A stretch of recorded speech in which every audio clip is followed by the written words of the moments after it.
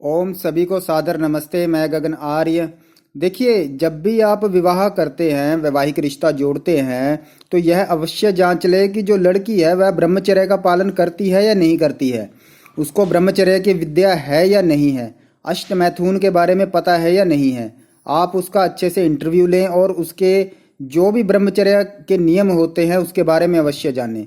यदि लड़की का पहनावा ठीक नहीं है, लड़की की पहनावे से ही पहले बात तो पता चल जाएगा कि वह ब्रह्मचर्य के बारे में उसको पता है या नहीं, वह पालन करती है या नहीं।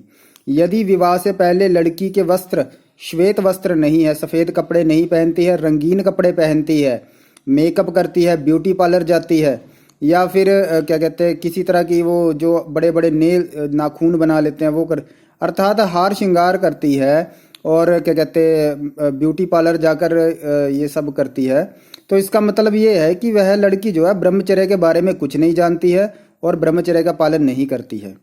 तो जो लड़की इस तरह के काम करती है, उस लड़की से कभी भी वैवाहिक रिश्ता नहीं जोड़ना चाहिए। उस लड़की के संस्कार बिगड़े हुए हैं, ठीक है ना। उस लड़की को कभी भी घर की बहू नहीं बनाना चाहिए। अब आपने देखा होगा अतुल सुभाष का केस है, उसमें जो अतुल सुभाष थे जिनकी मृत्यु हो चुकी है, ठीक है, उन्होंने क्या बताया कि उनकी जो क्या कहते वाइफ थी, जो उनकी पत्नी थी, वो उनसे अननेचुरल सेक्स करने के लिए भी कहती थी, मतलब अजीब तरीके से घटिया सी हरकतें भी करने को कहती थी। तो उससे से क्या स्पष्ट होता है कि वह जो उसकी वाइफ थी, उसकी पत्नी थी, वह एक तरह से ब्रह्मचर्य का पालन नहीं करती थी। उसको ब्रह्मचर्य के बारे में कुछ नहीं पता था। जो महिला ब्रह्मचारी नहीं है, ब्रह्मचर्य का पालन नहीं करती हैं, उसको भूलकर भी कभी भी घर की बहू मत बनाए। वो लड़की अंदर से जीरो है, ठीक है ना। वह अपने बच्चों को भी ब्रह्मचर्य की शिक्षा नहीं दे पाएगी। और बहुत सी जो आर्य समाज की लड़कियां हैं जो फेसबुक पर भी वो करती रहती हैं, उनको पता ही नहीं है, वह मूर्खतापूर्ण कमेंट करती हैं, बहुत सारी ऐसी हैं, ठीक है ना। जब वो कहा जाता है कि सिर के ऊपर दुपट्टा होना चाहिए, जो लड़की के बाल है वह बंधे हुए होने चाहिए, और उनके जो केस है, केश बालों से जो होता है आकर्षण बढ़ता है, पुरुष के अंदर आकर्षण बढ़ता है, तो लड़की के बाल जो है वह दुपट्टे से ढके होने चाहिए। और वह कहती है जी ऋषि दयानंद जी ने कहा कि पर्दा नहीं होना चाहिए, इसकी कोई जरूरत। अरे भाई, पहले समझो चीज़ों को।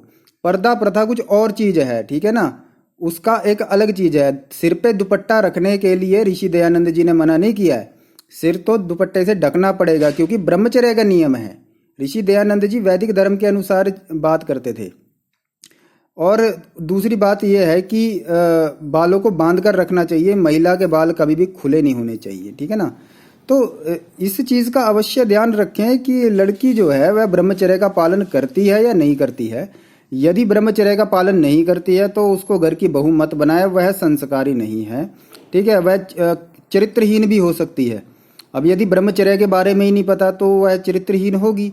अब जिसको विद्या आ जाती है तो उसमें काफ़ी संभावना ये होती है कि वह लड़की ठीक है, उसके अंदर समस्या नहीं है। तो विवाह करने से पहले इस बात को अवश्य जांचें, उनके माता पिता को भी पूछें कि ब्रह्मचर्य क्या होता है, ठीक है ना।